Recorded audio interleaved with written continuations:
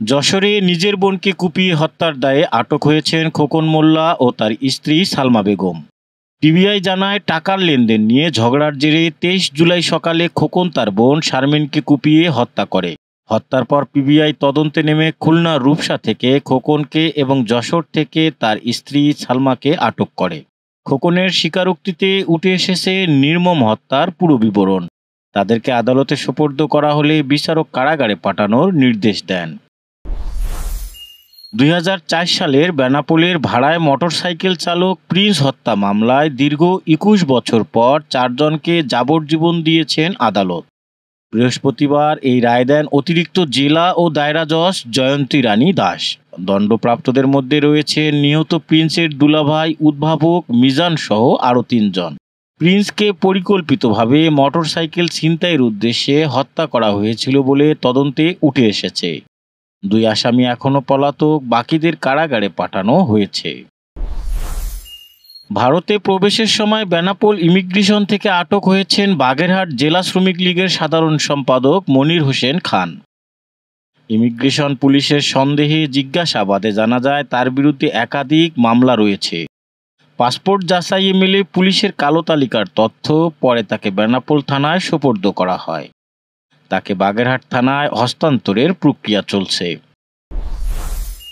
যশোরের একটি আদালত ফেন্সিডিল মামলায় 3 মাদক ব্যবসায়ীকে যাবজ্জীবন সশ্রম কারাদণ্ড দিয়েছেন।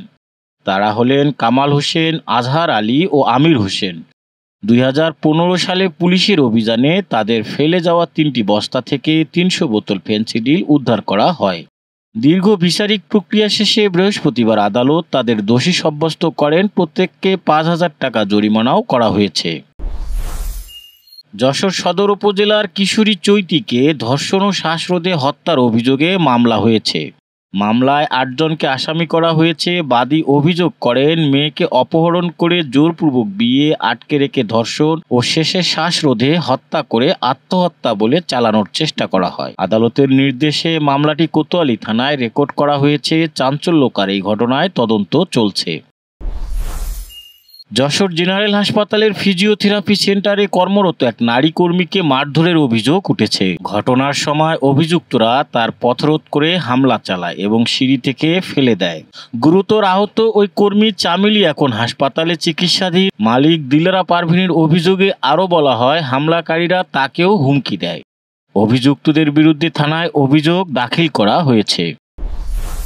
2024 সালের আন্দোলনে শহীদ হওয়া চৌগাছার আলামিনের পরিবারের পাশে দাঁড়ালো জামাতে ইসলামী। বৃহস্পতিবার তার পরিবারের ঘর নির্মাণে আরও 1 লাখ টাকা অনুদান দিয়েছে দলটি। এর আগে 2 লাখ টাকা সহ বিভিন্ন সহায়তা দেওয়া হয়। জেলা জামাত নেতারা বলেন, সামাজিক দায়িত্ববোধ থেকেই এই সহায়তা। উত্তরার মাইলস্টোন স্কুল ও কলেজে বিমান দুর্ঘটনায় নিহতদের স্মরণে যশোরে মোমবাতি প্রজ্বলন ও নীরবতা পালন করেছে সাধারণ শিক্ষার্থীরা। বৃহস্পতিবার সন্ধ্যায় শহীদ মিনারে এই আয়োজন করা হয়। অংশগ্রহণকারীরা এই দুর্ঘটনায় নিহতদের আত্মার মাগফিরাত কামনা করেন এবং শোক সন্তপ্ত পরিবারের প্রতি সহমর্মিতা জানান। দেশ বিদেশের খবর সবার আগে জানতে ভিজিট করুন raddennews.net।